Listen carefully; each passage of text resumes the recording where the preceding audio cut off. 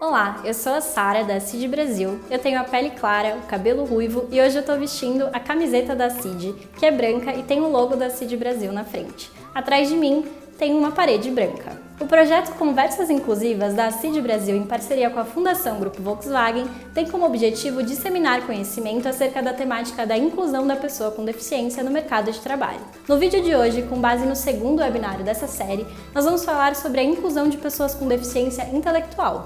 Como convidadas, nós tivemos a Thaís Toyofuku, gerente de diversidade e cultura da JLL, e a Fernanda Norato, palestrante, ativista da causa da pessoa com deficiência e a primeira repórter com síndrome de Down a ser reconhecida no Brasil. Nós separamos 3 pilares acerca desse tema. Vamos lá? O primeiro pilar é a importância da família. Para Fernanda, a família sempre teve um papel fundamental no decorrer da sua vida e carreira. Desde pequena, os pais sempre acreditaram no potencial dela e estimularam seu desenvolvimento. Ela gostava de brincar de ser repórter entrevistando toda a família e sempre teve incentivo para ir atrás dos seus interesses e habilidades. Confere esse comentário da Fernanda sobre a importância da família reconhecer o potencial da pessoa com deficiência. A verdade, a verdadeira inclusão de pessoas com deficiência começa dentro de casa, para depois sair, interagir com outras pessoas e fazer coisas que as pessoas gostam de fazer. É acreditar sempre no potencial de cada um de nós e fazer história. A Thaís complementou que a família é um parceiro muito importante no desenvolvimento da pessoa com deficiência intelectual, mas existe uma linha tênue entre o assistencialismo e permitir que a pessoa seja protagonista da própria vida. Querem ouvir um case bacana de como a família pode ajudar na carreira? Confere essa história que a Thaís nos contou.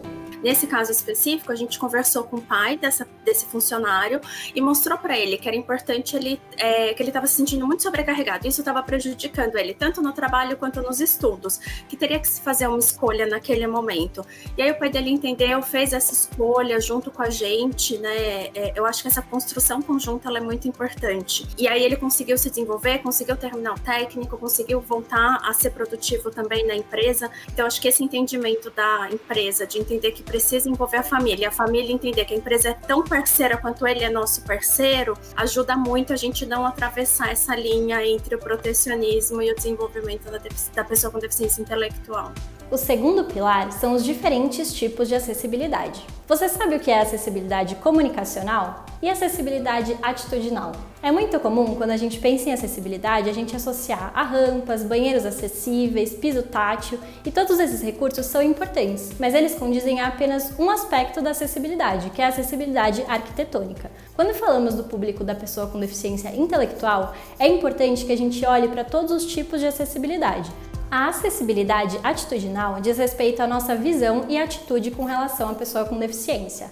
A barreira é quando a gente acha que uma pessoa não pode se desenvolver ou trabalhar só porque ela tem uma deficiência. A gente precisa olhar para o potencial dessa pessoa e o que ela é boa e consegue fazer. Por exemplo, a Fernanda tem muita habilidade de comunicação e por isso ela tem muito potencial como repórter e palestrante. Acessibilidade comunicacional. Quando falamos sobre o público da pessoa com deficiência intelectual, é muito importante que a nossa comunicação seja clara e objetiva.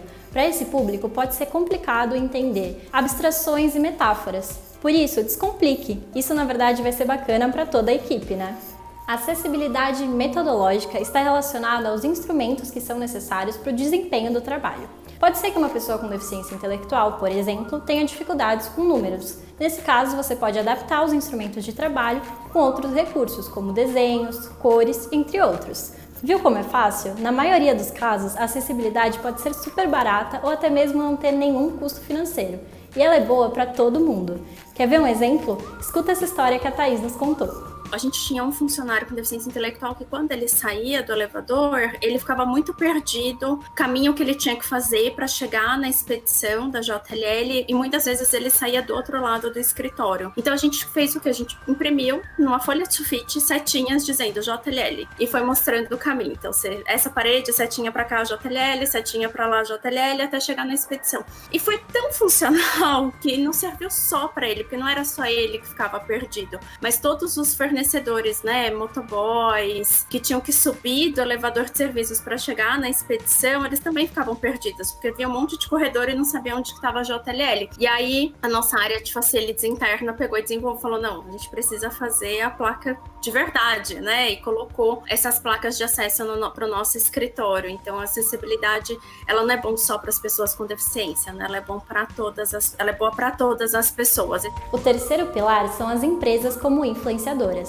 As empresas têm um papel importante de influenciar a sociedade. Quando os funcionários veem o potencial da pessoa com deficiência intelectual dentro das empresas, eles passam a acreditar nesse potencial e influenciar suas redes pessoais de familiares e amigos.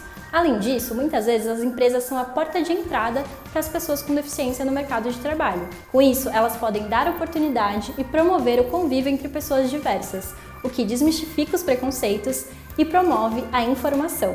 Para finalizar, vamos conferir essa fala super importante da Fernanda Norato. As empresas precisam dar oportunidade para as pessoas com algum tipo de deficiência. Para a gente não importa, precisa fazer a diferença.